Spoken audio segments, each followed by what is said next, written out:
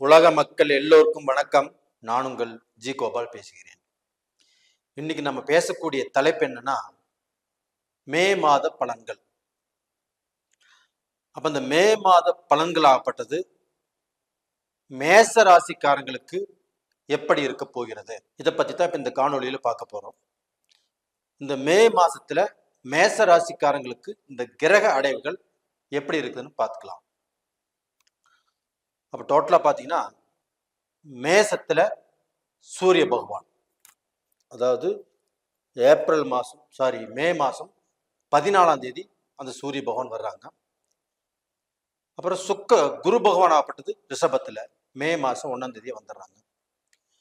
அந்த அந்த குரு பகவானோடு சுக்கிரனும் இருக்கிறாங்க. மே மாசம் 19ஆம் தேதி அந்த சுக்கிர பகவான் ஆகப்பட்டது ரிஷபத்துக்கு வர்றாங்க.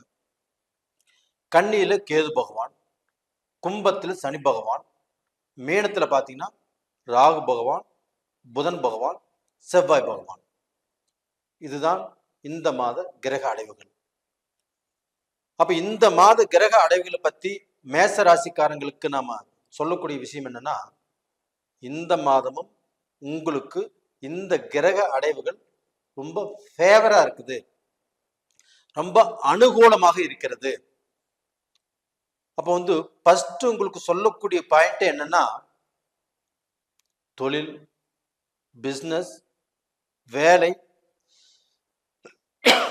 இதுல நீங்க எடுக்கக்கூடிய முயற்சிகள், அப்ப அந்த வேலையா இருந்தாலும் அது அப்படியே போயிட்டே இருக்கும், அந்த பிசினஸா இருந்தாலும் அப்படியே ரன்னிங் நல்லா இருக்கும். எதை பத்தியும் கவலைப்படாமல் நீங்கள் செய்யக்கூடிய வேலையை செஞ்சுட்டு இருக்கலாம், நீங்க செய்யக்கூடிய பிசினஸ் செஞ்சுட்டு இருக்கலாம். நீங்க பார்க்க போனா உங்களுடைய முயற்சிகள் திருவினையாக்கும். ரெண்டாவது பாத்தீங்கன்னா, இந்த மேச ராசிக்கு சூரியன் உச்சமாகிறாங்க. அப்ப அந்த உச்சமாகக்கூடிய அந்த காலகட்டமாகப்பட்டது மே மாசம் 14ஆம் தேதி. அப்ப அந்த மே மாசம் 14ஆம் தேதியில இருந்து அந்த 16 நாட்கள் ஆகப்பட்டது சூரியன் மேசத்துல இருப்பாரு. அப்ப அந்த சூரியன் ஆகப்பட்டது மேசத்தில் இருக்கக்கூடிய காலகட்டங்கள் ஆகப்பட்டது உச்ச பலம் வாங்கி இருக்கும். அப்ப அந்த மேச ராசிக்காரங்கள் அவங்களுடைய திரேகம், அவங்களுடைய எண்ணம், அவங்களுடைய முயற்சி, அவங்களுடைய செயல்கள் எல்லாமே ரொம்பவே கம்பீரமாக இருக்கும். அதற்கு முன்னாடி நம்ம இதை செஞ்சா நம்ம நல்லா இருப்போம், இதை நம்ம செஞ்சு சக்சஸ் பண்ணிருப்போம், இதனால நம்மளுக்கு நன்மை நடக்கும் அப்படிங்கிற போல்ட்டா ஒரு விஷயத்துல இறங்கக்கூடிய காலகட்டங்கள் ஆகப்பட்டது உருவாயிரும். இது போக உங்களுக்கு 2ஆம் இடத்துல அந்த குரு இருப்பது, தனஸ்தானத்தில் குரு இருக்கிறாங்க. அப்ப அந்த குரு பகவானும் உங்களுக்கு சப்போர்ட் பண்ணுவாங்க. அப்ப டோட்டலா பாத்தீங்கன்னா இந்த சூரியனும் குருவும் உங்களுக்கு பார்க்க நல்ல சப்போர்ட்டான இடத்துல தான் இருக்கிறாங்க. அப்ப அது போக பாத்தீங்கன்னா இந்த 2ஆம் இடத்து அதிபதி சுக்கிர பகவான் 19ஆம் தேதி அந்த சுக்கிர பகவான் ஆகப்பட்டது தன்னுடைய சொந்த வீட்டுக்கே வந்துடுறாங்க. அப்ப சொந்த வீட்டுக்கு ஆட்சி பலத்தோட வர்றாங்க. அப்ப இந்த ஆட்சி பலத்தோட வரும்போது அந்த சுக்கிர பகவான் குரு பகவானும் இணைஞ்சிருக்கிறாங்க. இது முக்கியமான யோகம், ஒரு அற்புதமான யோகம்னு சொல்லலாம்.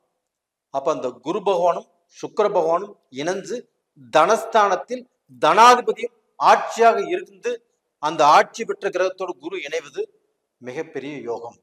அப்ப இதனால ஃபைனான்ஸ் நல்லா இருக்கும், பணப்புழக்கங்கள் நல்லா இருக்கும். அப்ப அந்த பணத்துக்கு நாம எதிர்பார்த்து நாம சில விஷயங்கள் நாம செய்யறோம்னா அந்த விஷயங்கள் நம்மளுக்கு திருப்தியாக அமையும். இப்ப பணத்தை நம்பிதான் வாழ்க்கையே போயிட்டு இருக்குது. அப்ப அந்த பணத்தை சம்பாரிச்சு இந்த பிரச்சனையை நம்ம சால்வ் பண்ணணும் அப்படின்னு நினைச்சோம்னா கண்டிப்பாக அது நடக்கும். அப்ப தனாதிபதி உங்களுக்கு ஆட்சி, அப்ப அந்த ஆட்சியாக இருக்கிறதுனால நீங்க எண்ணிய எண்ணங்கள், போட்ட திட்டங்கள், நினைத்த காரியங்கள் சக்சஸ் ஆகும். இது போக பாத்தீங்கன்னா உங்களுக்கு இந்த செவ்வாய் உங்களுக்கு 12ஆம் இடத்துல இருக்கிறார் குருடைய வீட்டுல. அப்ப அந்த செவ்வாய் அந்த 12ஆம் இடத்துல இருக்கும் போது நம்மளுக்கு சில விதமான குழப்பங்கள் உருவாகும். அதுவும் இல்லாமல் இந்த ராகுமே இந்த செவ்வாய் கூட சேர்ந்து இருக்கிறாங்க. இப்ப இந்த ராகுவும் செவ்வாயும் சேர்ந்து ஒரு இடத்துல இருக்கிறதுனால நம்மளுக்கு சில குழப்பங்கள் உருவாகும், சில டென்ஷன் உருவாகும். அந்த குழப்பத்தை நம்ம நிதானப்படுத்திக் கொள்வது ரொம்ப ரொம்ப நல்லது. அதே சமயத்தில் இந்த செவ்வாய் பகவான் ஆகப்பட்டு 12ஆம் இடத்துல இருக்கிறதுனால நீங்க சில விஷயங்கள்ல இன்வெஸ்ட் பண்ணணும் அப்படின்னு நினைப்பீங்க. அது எதுல இன்வெஸ்ட் பண்ணணும்னா, பூமி சம்பந்தப்பட்ட இடம், வீடு சம்பந்தப்பட்டது, காடு தோட்டம் சம்பந்தப்பட்டது, இந்த மாதிரி விஷயத்துல நீங்க இன்வெஸ்ட் பண்ணினால் இரட்டை லாபம் சம்பாதிக்கலாம். அப்ப அந்த இன்வெஸ்ட் பண்ணும்போது இந்த ராகு பகவான் கொஞ்சம் குழப்பத்தை கொடுப்பாரு. அந்த குழப்பத்தை கொடுத்தாலும் நம்ம தெளிவான முடிவெடுத்து, அந்த குருவால் சுக்கரனால் தெளிவான முடிவெடுத்து நம்ம நல்ல பொசிஷனுக்கு வந்துடும். ஒன்றும் கவலைப்பட வேண்டியதில்லை. அது மட்டும் இல்லை, உங்களுக்கு சனி பகவானும் உங்க ராசிக்கு 11ஆம் இடத்துல இருக்கிறாங்க. அவர் செய்ய வேண்டிய வேலையை கரெக்டாக செஞ்சுட்டு இருக்கிறாரு. அப்போ அவருக்கும் உங்களுக்கு தொழில் ரூபத்துல எந்த தடையும் இல்லாமல், எந்த தடையும் கொடுக்காமல் நல்லா இருக்கிறாரு. இந்த புதன் பகவான் ஆகப்பட்டது உங்களுடைய ராசிக்கு 3ஆம் இடத்த அதிபதி புதன் பகவான், 6ஆம் இடத்த அதிபதி புதன் பகவான். அப்ப அந்த புதன் பகவான் ஆகப்பட்டது உங்களுக்கு குருவுடைய வீட்டுல மீனத்துல நீச்சம்.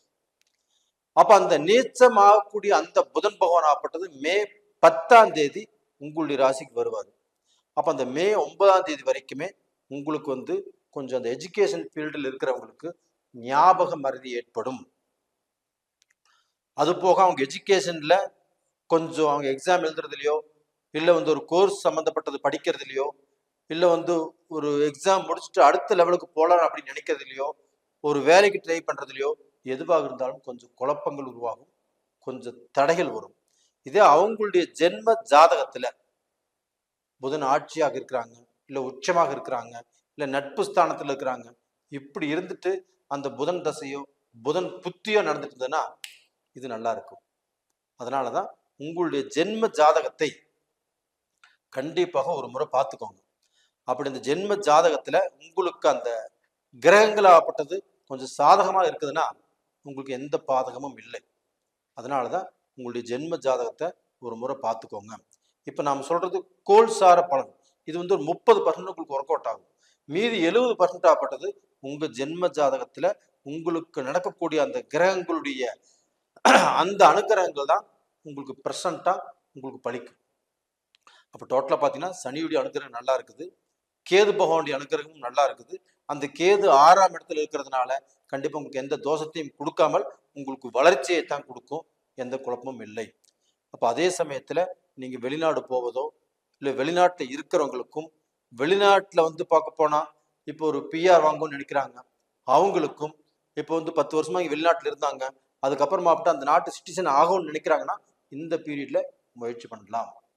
அப்போ டோட்டலா பார்த்தீங்கன்னா வெளிநாட்டு வாழ்க்கை கண்டிப்பா நல்லா இருக்கும், குறையில்லாமல் இருக்கும்.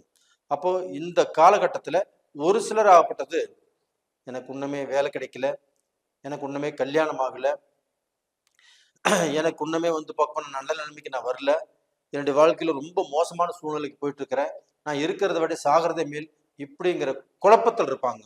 அப்போ அவங்களுக்கு எல்லாமே அவங்களுடைய ஜென்ம ஜாதகத்துல தான் ஏதோ மிஸ்டேக் இருக்குது. ஃபர்ஸ்ட் அதை பார்த்து என்ன ஏதுன்னு நீங்க தெரிஞ்சுக்கோங்க. அது போக இந்த மேசராசிக்காரங்களுக்கு திருமண யோகம் அப்படின்னு எடுத்துட்டா 2ஆம் இடத்துல குரு இருக்கிறதுனால தாராளமாக திருமணத்துக்கு உண்டான முயற்சிகள் பண்ணலாம். அப்ப அந்த திருமணத்திலையுமே இப்போ நீங்க ஒருத்தர் விரும்புறீங்க, அவங்க சைட்ல கொஞ்சம் பிரச்சனையா இருக்குது, அவங்க அப்பா அம்மா கொஞ்சம் எகென்ஸ்டா இருக்கிறாங்கன்னா அது எல்லாமே கொஞ்சம் சமாதானத்துக்கு வரக்கூடிய காலகட்டமாக இது அமையும். அப்ப நேயர்களே, இந்த பதிவு பிடிச்சிருக்குன்னு நினைக்கிறேன். பிடிச்சிருந்தா லைக் பண்ணுங்க, சப்ஸ்கிரைப் பண்ணுங்க, ஆல் அப்படிங்கிற பெல் பட்டனை பிரஸ் பண்ணிக்கோங்க. உங்களிடமிருந்து விடைபெறுவது உங்களின் ஜி கோபால். நன்றி, வணக்கம்.